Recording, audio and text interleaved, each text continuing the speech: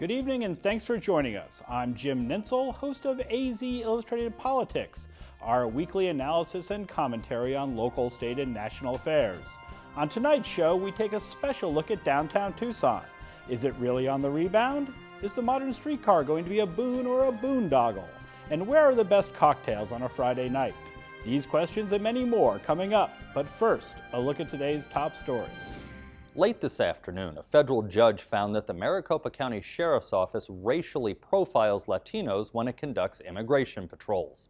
The ruling by federal Judge Murray Snow is the first time that the judiciary has ruled that the Maricopa County Sheriff's Office uses racial profiling. Sheriff Joe Arpaio has long denied those allegations. Governor Jan Brewer is making good on her promise to not sign any bills until the legislature deals with the budget and her Medicaid expansion plan. She vetoed 5 bills Thursday night and told state lawmakers the only reason she did so was she wanted them to understand her bill moratorium was not an idle threat. And we cannot move the budget without this initiative. So we've got to get the Medicaid thing squared away, then we can get the budget squared away, and by getting the budget squared away, we have education, lower education, higher education, public safety, all those things that we all depend upon. State lawmakers have until the end of June to pass a budget. They've been in session at this point for a little more than 130 days. And U.S. Senators John McCain and Jeff Flake are responding to Arizona Attorney General Tom Horne's letter from earlier this week, saying he doesn't think the Department of Homeland Security should be the federal agency responsible for determining when the border is secure. Flake and McCain agree with Horne, saying they don't trust the Department of Homeland Security either. And that's a look at tonight's headlines.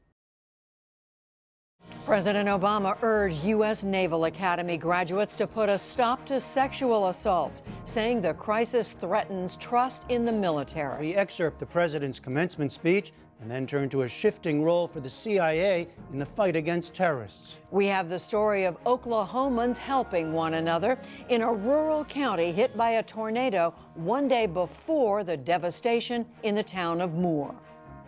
The sitcom Arrested Development comes back, but online only, when Eiffel examines what a new business model may mean for the way we watch and talk about television programs.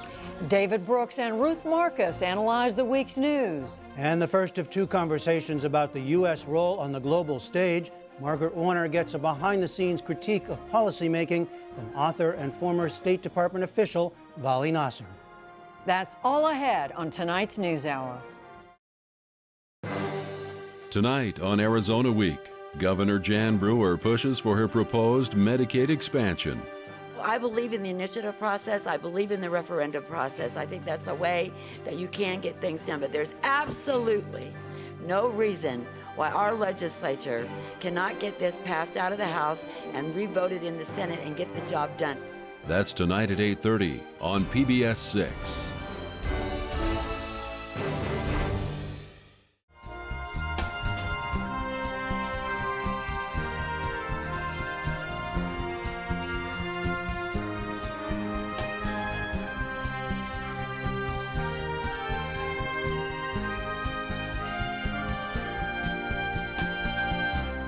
Local leaders have been talking about downtown revitalization for decades, but progress has been slow in bringing people back to the city's center.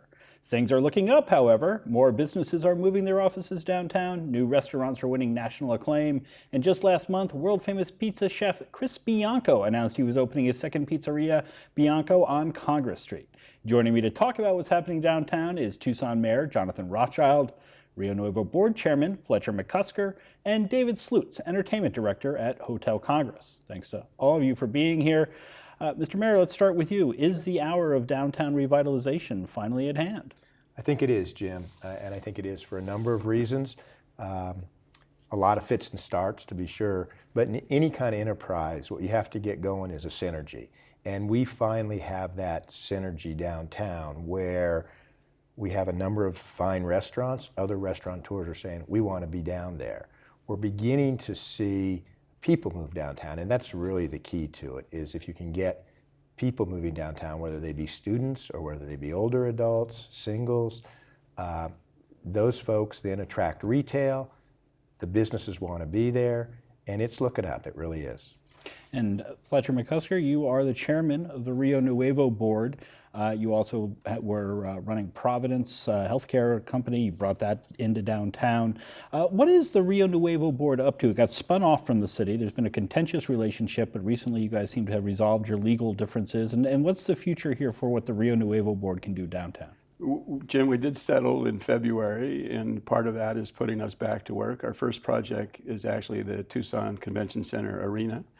We have a project manager, an architect, and a $6 million budget. I don't know if you've been in the arena lately, but it's not state of the art by any means. So we're looking at things that will improve the fan experience: seats, bathrooms, concessions, part of the plaza, the entrance, the breezeway.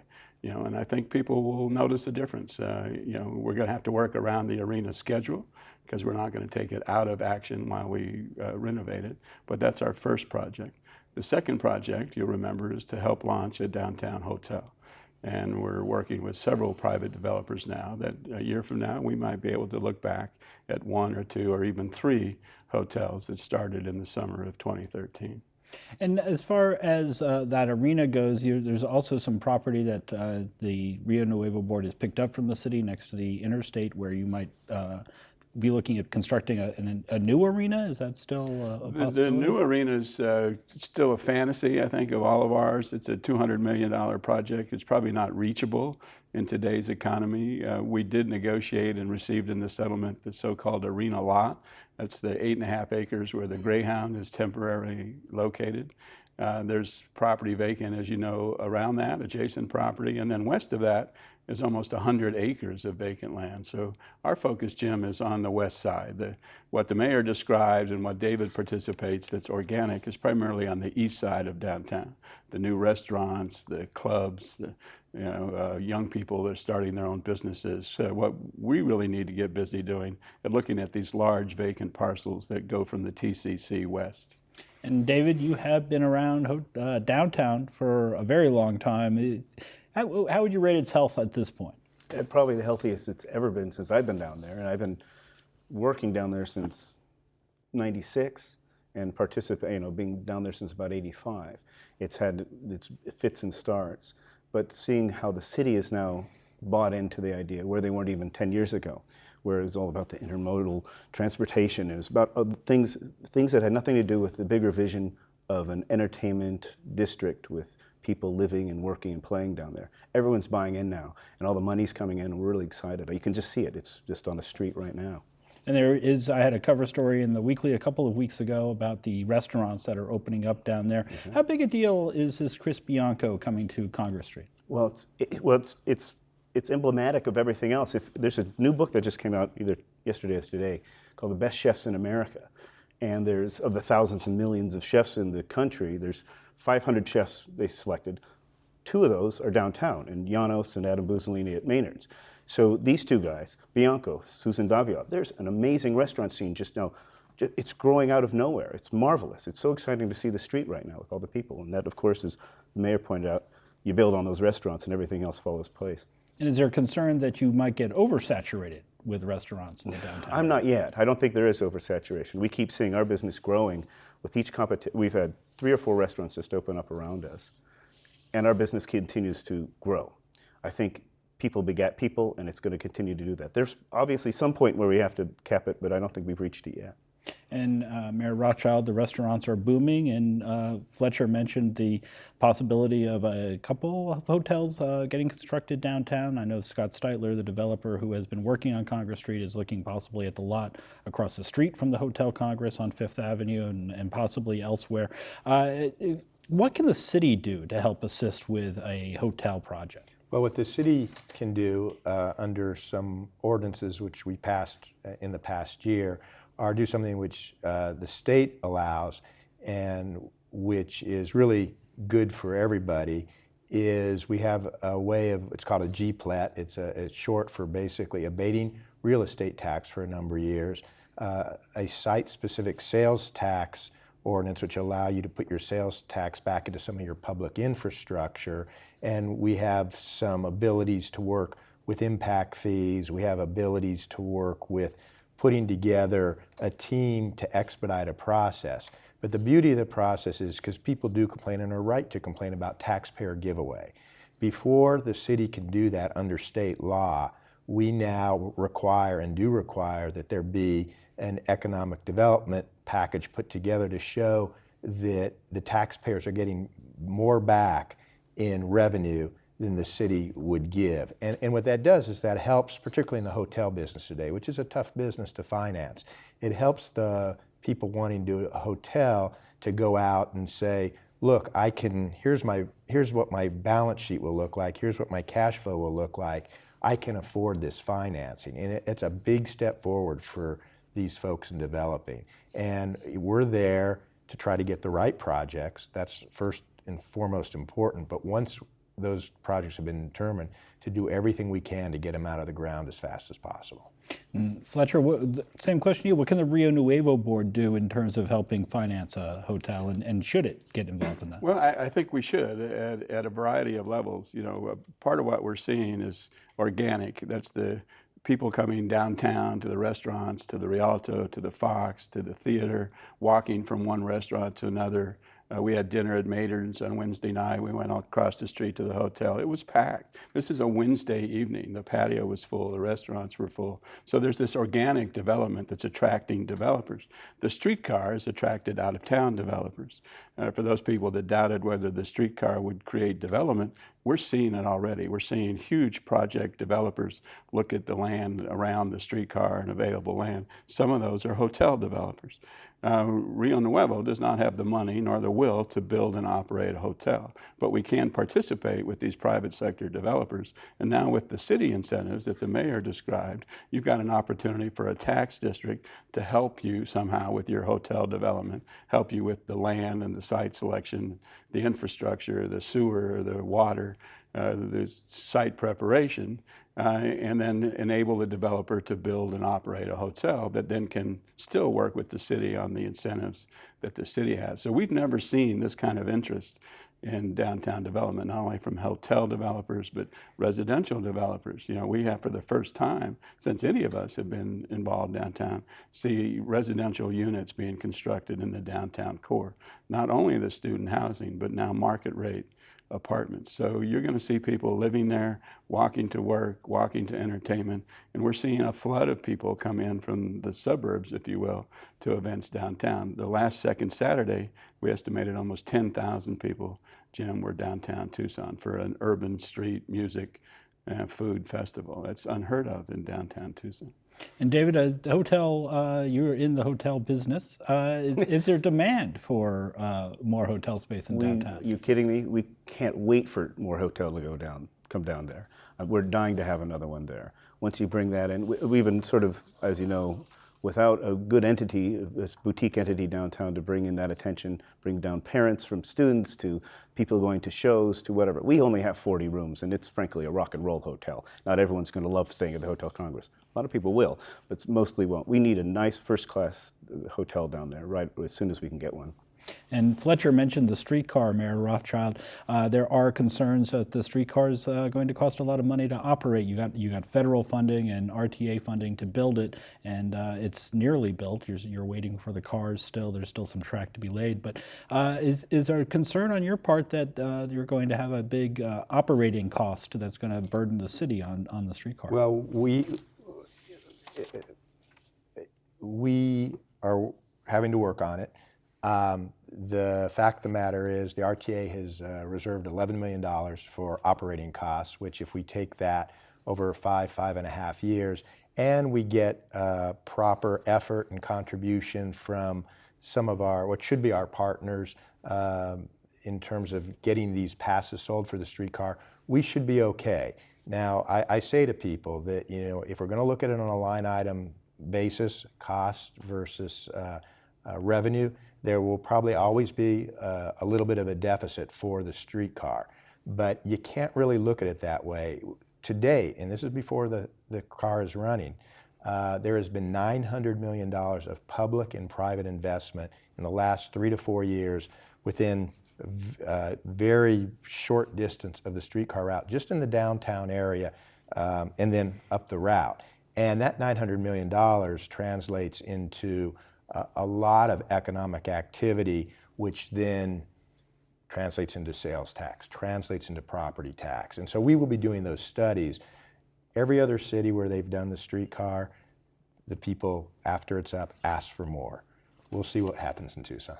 And David, you've certainly been through the streetcar construction. I think the hotel has been surrounded by chain link fence from time to time as this has gone on. And your thoughts, is this going to be what folks want it to be, the streetcar? I've gone back and forth personally on the project, and now I'm so for it. Just watching how the corridor itself, it's as if someone really did have great vision early on, and looking at the corridor from the university through, where the businesses are growing up and how it's going to move people in and out of downtown through the university down to the west side, and seeing one of the issues everyone talks about is parking.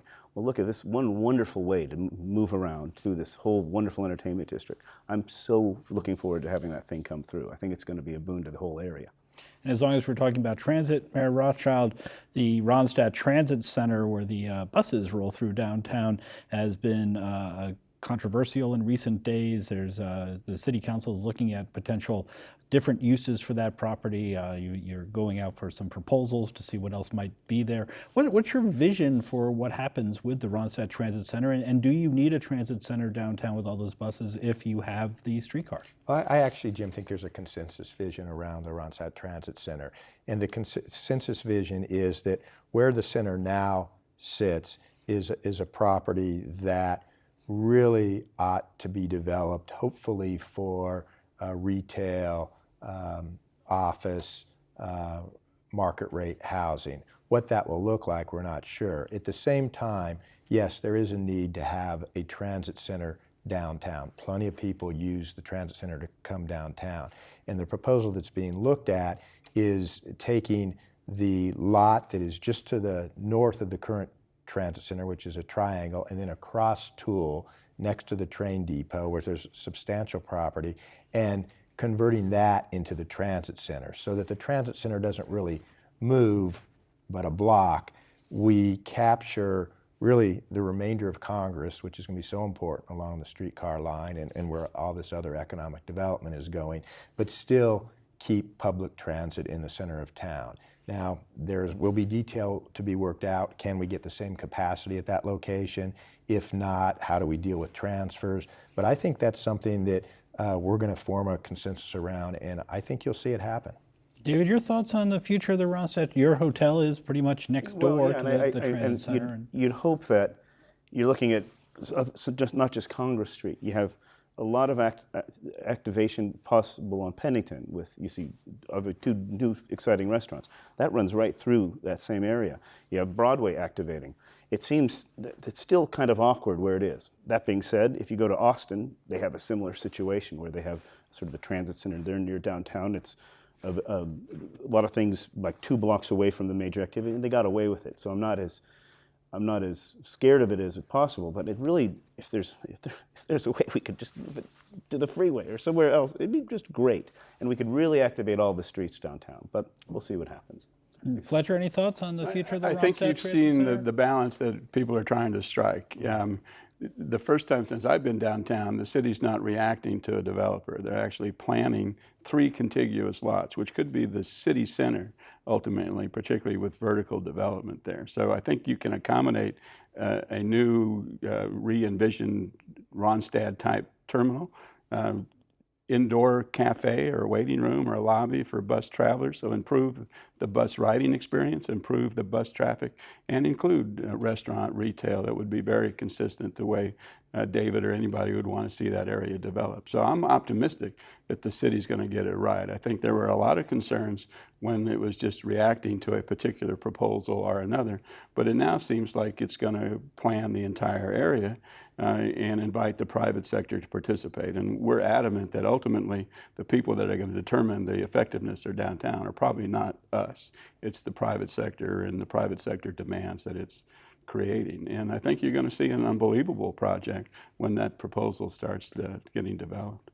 And you mentioned that one of the first projects that the Rio Nuevo Board will be doing is the arena space at the TCC. But what about the TCC in general? What do you think the future of the entire facility is? It does seem a bit outdated at this point. How much renovation does it really need? Completely, I expect. The exhibition hall itself is in pretty decent shape. If you walk through the large exhibition space, the arena is virtually obsolete and not aesthetically pleasing at all. So our focus is initially on the arena. But if you're going to maintain that space, it's going to be constantly needed to be upgraded.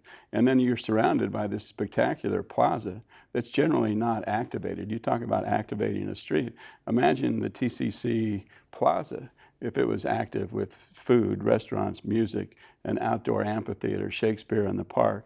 We have unbelievable surface parking there that creates opportunities to still maintain the parking, but develop condos or mixed-use buildings. So the convention center could really be developed.